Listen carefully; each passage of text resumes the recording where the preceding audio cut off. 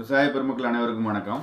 தற்போது ஆடிப்பட்டம் ஆரம்பிக்குது. இந்த சூழ்நிலையில் நம்ம ரசாயன உரங்கள் மற்றும் அதில் தழைச்சத்து, மணிச்சத்து, சாம்பல் சத்தை அதிகம் வழங்கக்கூடிய உரங்கள் பற்றி நம்ம தெரிஞ்சுக்கிறது ரொம்ப ரொம்ப அவசியம். என்ன காரணம் அப்படின்னு கேட்டிங்கன்னா, இன்றைக்கி உரங்களுடைய தட்டுப்பாடு அதிகமாக இருக்கக்கூடிய சூழ்நிலை. இன்னொன்று, உரங்களுடைய விலைகள் அதிகமாக இருக்குது. இந்த சூழ்நிலையில் நம்ம எந்தெந்த உரங்களில் எந்தெந்த சத்துக்கள் இருக்குது அப்படின்னு தெரிஞ்சுக்கிட்டால் நம்ம தேவைக்கு ஏற்ற மாதிரி கொஞ்சம் அளவுகளை குறைச்சி நம்ம விவசாய செலவுகளை குறைத்து விவசாயம் செய்ய வேண்டிய ஒரு சூழ்நிலையில் இருக்கும். அப்போ தான் விவசாயத்தில் நம்ம அதிக லாபம் எடுக்க முடியும். அது மட்டும் இல்லாமல் அந்த உரங்கள் எந்த அளவு நம்ம கொடுக்கணும் அப்படின்றத தெரிஞ்சுக்கிட்டு நம்ம கொடுக்குறது மூலமாக குறைச்சலை நிறைய குறைச்சிக்கிட்டு நம்ம லாபங்களை அதிகமாக எடுக்கிற மாதிரி பார்த்துக்கலாம். அதாவது தேவையான உரங்களை கொடுத்து சரியான அளவுகளை கொடுத்து நம்ம நல்ல ஒரு பெனிஃபிட்டை இது பண்ணிக்கலாம். அதில் முதலாவதாக பார்த்திங்கன்னா தழைச்சத்தை அதிகம் வழங்கும் உரங்கள். தழைச்சத்தை அதிகம் வழங்கும் உரங்கள் அப்படின்னு பார்த்திங்கன்னா அதில் முதலாவதாக இருக்கக்கூடியது நம்ம எல்லாருக்கும் தெரிஞ்ச யூரியா. யூரியாவில் 46% தழைச்சத்து இருக்குது. உதாரணமாக ஒரு 100 கிலோ நம்ம யூரியா போடுறோம் அப்படின்னா பயிர்களுக்கு 46 கிலோ தழைச்சத்து, அதாவது நைட்ரஜன் கிடைக்கும். ஸோ தழைச்சத்தினுடைய பயன்கள் நமக்கு தெரியும். தழைச்சத்து பொதுவாக நல்ல தண்டு வளர்ச்சி, பயிரினுடைய வளர்ச்சி, அப்புறம் நல்ல ஒரு பசுமைத்தன்மையை பயிர் கொடுக்கக்கூடியது இந்த தழைச்சத்து. அதனால் அதுக்கு பேர் தழைச்சத்துன்னு நம்ம சொல்கிறோம். அது மாதிரி இரண்டாவதாக பார்த்திங்கன்னா தழைச்சத்தை அதிகம் வழங்கக்கூடிய ஒரு உரம் அமோனியம் சல்ஃபேட். அமோனியம் சல்ஃபேட்டில் 20.6% தழைச்சத்து, அதாவது நைட்ரஜன் இருக்குது. அது மாதிரி சல்ஃபர், கந்தகச்சத்து 24% இருக்குது. இந்த கந்தகத்தினுடைய பயன்பாடு நமக்கு தெரியும். நல்ல ஒரு வேர் வளர்ச்சி, கிளைப்புகள், மணிகள் நல்ல ஒரு வெயிட் வரக்கூடிய ஒரு சூழ்நிலையை உருவாக்கும். அதாவது உதாரணமாக வேர்க்கடலை, மணிலாவெல்லாம் பார்த்திங்கன்னா அந்த வரக்கூடிய கடலையினுடைய எண்ணெய் சத்து மற்றும் அதனுடைய வெயிட் நல்லா கிடைக்கும், நல்ல எடை கிடைக்கும். அது மாதிரி நெல்லில் நெல்மணிகள் நன்றாக எடை வரக்கூடிய ஒரு சூழ்நிலை இருக்கும். அது மாதிரி எல்லா பயிர்களுக்குமே இந்த கந்தகச்சத்து மிக மிக தேவையானது. அதாவது நம்ம அறுவடையாகக்கூடிய அந்த பூக்கள், காய்கள், அது மாதிரி கிழங்கு வகைகள், இது எல்லாத்துலேயுமே மணிலா போன்றதில் நெல்மணிகள் அந்த மாதிரி எல்லாத்துலேயுமே நல்ல ஒரு வெயிட்டை கொடுக்கக்கூடியது கந்தகச்சத்து. அது மாதிரி வேரில் ஏற்படக்கூடிய நோய்களையும் கட்டுப்படுத்தும். அதனால் இது கொடுக்குறது ரொம்ப ரொம்ப அவசியமானது. ஒரு ஆரோக்கியமான வேர்களை உருவாக்கும். ஸோ தழைச்சத்து அதிகம் கிடைக்கக்கூடிய 2 உரங்கள் பார்த்துட்டோம். அடுத்ததாக மணிச்சத்தை அதிகம் வழங்கக்கூடிய 2 உரங்கள். இந்த மணிச்சத்தை அதிகம் வழங்கக்கூடிய உரங்கள் நமக்கு தெரியும். DAP, di ammonium phosphate. Di ammonium பாஸ்பேட்டில் பார்த்திங்கன்னா கிட்டத்தட்ட 46% மணிச்சத்து இருக்கும். டை அமோனியம் பாஸ்பேட்டில் 46% மணிச்சத்து கிடைக்கும், அதாவது பாஸ்பேட் கிடைக்கும்.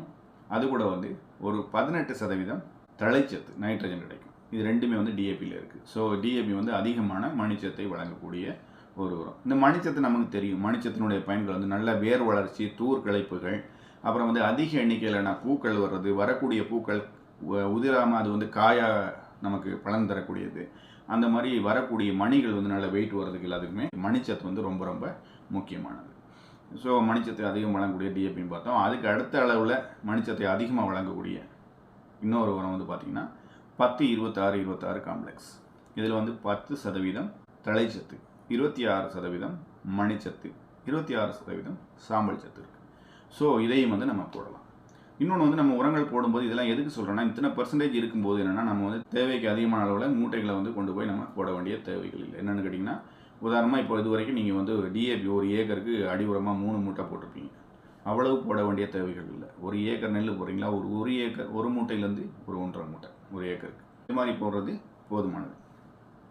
ஸோ இந்த மாதிரி போடுறது போதுமானது. ஏன்னா இப்போ ரசாயன உரங்களுடைய விலைகளும் அதிகமாக இருக்கிறதுனால நம்ம அளவுகளை குறைச்சி ஒரு 3 மூட்டை போட்டிங்களா, அதுக்கு பதிலாக இன்றைக்கி 1.5 மூட்டை போடுங்க போதும். கூட ஆர்கானிக் மெனியூர் அப்படின்னு சொல்லக்கூடிய இந்த கம்போஸ்ட் போன்ற உரங்களையும் சேர்த்து போடுங்க. இதனால் நமக்கு ஒரு முழுமையான பலன் கிடைக்கும். நல்ல வேர் வளர்ச்சி, தூர்கலைப்புகள் கிடைக்கும்.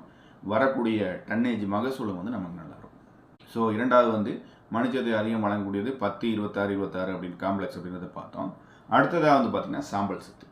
இந்த சாம்பல் சத்து நமக்கு தெரியும். சாம்பல் சத்து அதிகம் வழங்கக்கூடிய உரங்களில் முதலாவது இருக்கக்கூடியது muriate of potash. Muriate of potash கிட்டத்தட்ட 60% சாம்பல் சத்தை கொண்டுள்ளது. Muriate of potash MOP. இதில் 60% சாம்பல் சத்து இருக்குது. இந்த சாம்பல் சத்தினுடைய பயன்கள் நமக்கு நல்லாவே தெரியும். இந்த சாம்பல் சத்து பார்த்திங்கன்னா நல்ல ஒரு உறுதித்தன்மை, பயிருக்கு நல்ல ஒரு உறுதித்தன்மை, வேர்களின் உறுதித்தன்மை, தண்டு வளர்ச்சி மற்றும் இலைகளுடைய உறுதித்தன்மை, நோய் எதிர்ப்பு சக்தி, அப்புறம் பூச்சியை எதிர்க்கும் தன்மை, அப்புறம் பார்த்திங்கன்னா வறட்சியை தாங்கி வளரக்கூடிய தன்மை, அதிகப்படியான குளிர், அதிகப்படியான மழை போன்றதெல்லாம் தாங்கி வெள்ளம் வந்து 2 நாளைக்கு நிற்கிது அப்படின்னா கூட அந்த வெள்ளத்துலேருந்து அந்த பயிரை ரெக்கவர் பண்ணக்கூடிய வேலை எல்லாத்தையும் பார்க்கக்கூடியது இந்த சாம்பல் சத்து அப்படின்னு சொல்லலாம். அது மாதிரி வந்து பார்த்திங்கன்னா அந்த வரக்கூடிய பூக்கள், காய்கள், அது மாதிரி மணிகள், நெல்மணி, வேர்க்கடலை, கிழங்கு வகைகளுக்கெல்லாம் வந்து நல்ல ஒரு வெயிட், நல்ல ஒரு திண்மை, நல்ல ஒரு திடத்தை கொடுக்கக்கூடியது, நல்ல ஒரு திடத்தையும் உறுதியையும் நல்ல அதிக எடையும் கொடுக்கக்கூடியது இந்த பொட்டாஷ், அதாவது சாம்பல் சத்து. ஸோ இந்த சாம்பல் சத்துமே வந்து ரொம்ப ரொம்ப முக்கியமானது. பயிரினுடைய ஆரம்பத்திலேருந்து இறுதி வரைக்கும் வந்து இந்த சொல்லக்கூடிய 3 சத்துக்களுமே ரொம்ப ரொம்ப முக்கியமானது. இதில் முக்கியமான விஷயம் வந்து என்னென்னு கேட்டிங்கன்னா, இப்போ நம்ம யூரியாலாம் கொடுக்குறோன்னா நிறைய இடங்களில் வந்து ஃபார்மர் பண்ணக்கூடிய இப்போ வந்து தழைச்சத்துக்காக நம்ம யூரியா கொடுக்குறோன்றது எல்லாருக்குமே தெரியும். ஃபார்மர் பண்ணக்கூடிய ஒரு தவறு என்னென்னு கேட்டிங்கன்னா, ஒரு ஏக்கருக்கு 3 மூட்டை யூரியா ஒரு டைமில் போடுறாங்க, ஒரே டைமில். அந்த மாதிரி போடக்கூடாது. பொதுவாக வந்து ஒரு ஏக்கருக்கு அதிகபட்சம் நெல்லுக்கெலாம் வந்து பார்த்திங்கன்னா ஒரு ஏக்கருக்கு போடுறீங்க அப்படின்னா ஒரு 20-25 நாளில் வந்து ஒரு ஏக்கருக்கு 25 கிலோ, அதிகபட்சம் 30 கிலோ யூரியா போதுமானது. ஏன்னா நீங்கள் 3 மூட்டை போடும்போது அந்த இடத்துல வந்து தேவையில்லாத பசுமை வந்து அதிகப்படியான பச்சைத்தன்மை வரும், அதிகப்படியான நோய் தாக்குதல்கள் மற்றும் பூச்சி தாக்குதல்கள் உங்களுக்கு அதிகமாகும். நீங்கள் அதிகப்படியான யூரியா 3 மூட்டைலாம் போட்டிங்கன்னா அடுத்த ஒரு வாரத்தில் நீங்கள் வந்து மருந்தடிக்கணும். பூச்சிக்கோ இல்லை நோய்க்கோ வந்து நம்ம மருந்தடிக்க வேண்டிய அவசியம் ஏற்படும். அங்கே அதிகப்படியான பசுமை வர்றதுனால நிறைய பூச்சிகளால் ஈர்க்கப்பட்டு அந்த பூச்சிகள் ஈர்க்கப்பட்டு அங்கே வந்து நமக்கு பாதிப்பை ஏற்படுத்தும். ஸோ தேவையான அளவு கொடுத்தா போதும். அது மாதிரி வந்து நம்ம மழை பெய்யுது அப்படின்னா அந்த மழையிலேயே வந்து கிட்டத்தட்ட ஒரு ஏக்கர் நெல்லில் வந்து மழை பெய்யுது அப்படின்னா குறைஞ்சது உங்களுக்கு 5 to 10 கிலோ தழைச்சத்து வந்து உங்களுக்கு ஆட்டோமேட்டிக்காக அந்த மழையின் மூலமாகவே கிடைக்குது. ஸோ அந்த மாதிரி மழை பெய்யக்கூடிய காலங்களில் நீங்கள் யூரியாவுடைய அளவை இன்னும் குறைச்சிக்கலாம். நம்ம 30 கிலோ போடுறது நம்ம ரெக்கமெண்டேஷன் பண்ணுறோம் அப்படின்னா நீங்கள் வந்து 30 கிலோவுக்கு பதிலாக 20 கிலோ போட்டால் கூட போதும். நெல்லுக்கெலாம் பார்த்தீங்கன்னா ஸ்ப்ளிட்டட் டோஸாக கொடுங்க. ஒரு தடவை கொடுக்குறீங்க, ஒரு முதலாவது நீங்கள் யூரியா கொடுக்கணும் அப்படின்னால ஒரு 20 நாள்லேருந்து 25 நாளைக்குள்ளே ஒரு 30 கிலோ, அப்புறம் 40லேருந்து 45 நாளைக்குள்ளே இன்னொரு 30 கிலோ, அப்புறம் 60ஆவது நாளில் இன்னொரு 30 கிலோ.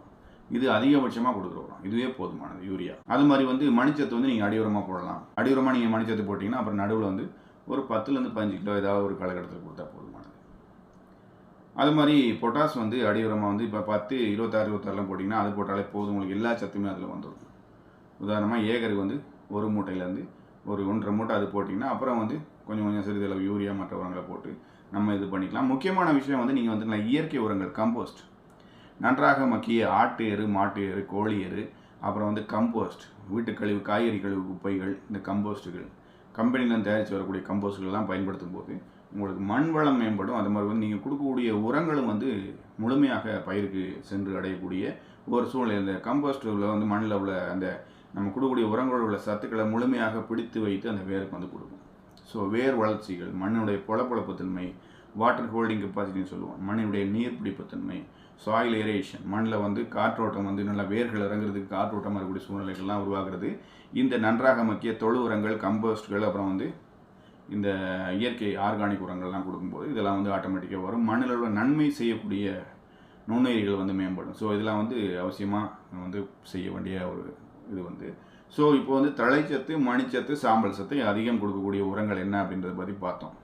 அது மாதிரி பொட்டாஸ் வந்து அதிகமாக கிடைக்கக்கூடிய, ஏற்கனவே சொன்ன மாதிரி அடுத்தது மியூரேட் ஆஃப் பொட்டாஸுக்கு அடுத்த லெவலில் இருக்கக்கூடிய இன்னொரு உரம் வந்து நம்ம ஏற்கனவே சொன்ன மாதிரி 10, 26, 26 இதில் வந்து பார்த்திங்கன்னா சாம்பல் சத்து 26% கிடைக்கும். ஸோ பயிர்களுக்கு எதுவுமே வந்து நீங்கள் வந்து அடி உரத்துக்கோ இல்லை அந்த உரம் வந்து ஒரு பேலன்ஸ் எல்லாமே கிடைக்கக்கூடிய மாதிரி 3 உரமும் கிடைக்கக்கூடிய மாதிரி போடுற உரம் ஒன்று தேவை அப்படின்னா நீங்கள் தாராளமாக 10, 26, 26 அல்லது 17, 17, 17 காம்ப்ளெக்ஸ் அல்லது 16, 16, 16 காம்ப்ளெக்ஸ் இதெல்லாம் போடும்போது இது எல்லாத்துலேயுமே வந்து பார்த்திங்கன்னா 17, 17 காம்ப்ளெக்ஸ் வந்து தழைச்சத்து 17%, மணிச்சத்து 17%, சாம்பல் சத்து 17% இருக்குது. ஸோ இதெல்லாம் வந்து நீங்கள் நன்றாக போட்டு ஒரு நல்ல மகசூலை எடுக்க முடியும். இதை வந்து எல்லாமே லிமிட்டடாக ஸ்ப்ளிட்டட் டோஸாக அளவுகளை குறைச்சி போட்டு நம்ம வந்து நல்ல மகசூல் எடுக்கலாம். அதாவது அளவு குறைச்சி போட்டு அப்படியே விடுறதில்ல, ஒரு 20 நாளைக்கு 25 நாளைக்கு திரும்பவும் ஒரு டோஸ் கொடுக்கும்போது நமக்கு ஒரு நல்ல மகசூல் கிடைக்கும். அது மாதிரி நிறைய நண்பர்கள் வந்து சொல்லக்கூடிய ஒரு விஷயம் வந்து, எனக்கு வந்து நல்ல இலைத்தளிப்பு உரங்கள், உதாரணமாக பொட்டாசியம் ஹியூமேட் போன்ற சாயில் அப்ளிகேஷனாக கொடுக்கக்கூடியது, நல்ல வேர் வளர்ச்சி, தூர்கலைப்புகளை கொடுக்கக்கூடிய உரங்கள், பொட்டாசியம் ஹியூமேட் போன்றது, அப்புறம் வந்து வேம் அல்லது வந்து கடல் பாசி உரங்கள்லாம் வந்து எந்த பிராண்டு வாங்குறதுன்னு தெரியல, எங்கே கிடைக்கும் அப்படின்ற மாதிரி கேட்குறாங்க. அந்த மாதிரி வந்து உங்களுக்கு உரங்கள் தேவைப்படக்கூடிய நண்பர்கள் வந்து உரங்கள், அதாவது வந்து சாயில் அப்ளிகேஷனாக வந்து ஒரு 1 கிலோ ஏக்கர் 1 கிலோ கொடுக்கக்கூடிய பொட்டாசியம் ஹியூமேட், அப்புறம் இலைவழி தெளிப்பு உரங்கள், அதை வந்து கடல் பாசி போன்ற, அப்புறம் வந்து என்பிகே போன்ற ஃபோலியார் அப்ளிகேஷன் இலைவழியாக தெளிக்கக்கூடிய உரங்கள், அப்புறம் வந்து பயிர் வளர்ச்சி டானிக்குகள், இதெல்லாம் வந்து எங்களுக்கு கிடைக்கல அப்படின்னு சொல்கிறாங்க. அந்த மாதிரி தேவைப்படக்கூடிய நண்பர்கள் மட்டும் என்னுடைய வாட்ஸ்அப் நம்பருக்கு வாய்ஸ் மெசேஜ் அல்லது டெக்ஸ்ட் மெசேஜ் அனுப்புங்க. என்னுடைய வாட்ஸ்அப் நம்பர் வந்து 9003440344. இந்த நம்பருக்கு வாய்ஸ் மெசேஜ் அல்லது டெக்ஸ்ட் மெசேஜ் அனுப்புங்க. அதையும் முடிஞ்சளவு கால் பண்ணுறதை அவாய்ட் பண்ணிடுங்க. நான் ஒரு வேலையில் இருக்கிறனால எல்லா சூழ்நிலையும் எடுத்து பேசக்கூடிய சூழ்நிலைகள் இருக்காது. ஸோ அதை அவாய்ட் பண்ணிவிட்டு நீங்கள் வந்து வாய்ஸ் மெசேஜ் அல்லது டெக்ஸ்ட் மெசேஜ் பண்ணுங்கள். நான் உங்களுக்கு பார்த்துட்டு உடனடியாக உங்களுக்கு வந்து மருந்து அனுப்பி வைக்கிறேன். அதிகபட்சம் ஒரு நாள் கிடைக்கும். அதாவது புழு மருந்தாக இருக்கலாம், இலைவழி தெளிப்புரங்களாக இருக்கலாம், அல்லது வந்து நோய் மருந்துகளாக இருக்கலாம். எதாக இருந்தாலும் உங்களோட பயிருடைய கண்டிஷனுக்கு ஏற்ற மாதிரி நான் வந்து மருந்து அனுப்பி வைக்கிறேன். மேலும் இந்த வீடியோக்களை பார்க்கும்போது ஒரு லைக் பண்ணிட்டு ஒரு ஷேர் பண்ணிட்டு பாருங்கள். அப்போ தான் வந்து இந்த வீடியோக்கள் இன்னும் நிறைய விவசாயிகளை சென்றடையும். அவர்களும் உங்களை போல் ஒரு உரம் ஒரு மருந்து கொடுக்குறாங்க அப்படின்னா அதை தெரிஞ்சுக்கிட்டு கொடுப்பாங்க. அப்போ வந்து அவர்களும் வந்து பயனடைவாங்க, அவங்களும் முழுமையான ஒரு பயனடைவாங்க. மேலும் விவசாயம் சார்ந்து வேறு ஏதேனும் சந்தேகங்கள் இருந்தாலும் கமெண்ட் செக்ஷன் பதிவு செய்யுங்க. அடுத்து வரக்கூடிய நாட்களில் அடுத்து வரக்கூடிய வீடியோக்கள் அதை தெளிவாகவும் விளக்கமாகவும் பார்த்து விடலாம். மீண்டும் ஒரு புதிய வீடியோவுடன் உங்களை சந்திக்கும் வரை உங்களிடமிருந்து விடைபெறுவது உங்களன் பட்சியா. நன்றி.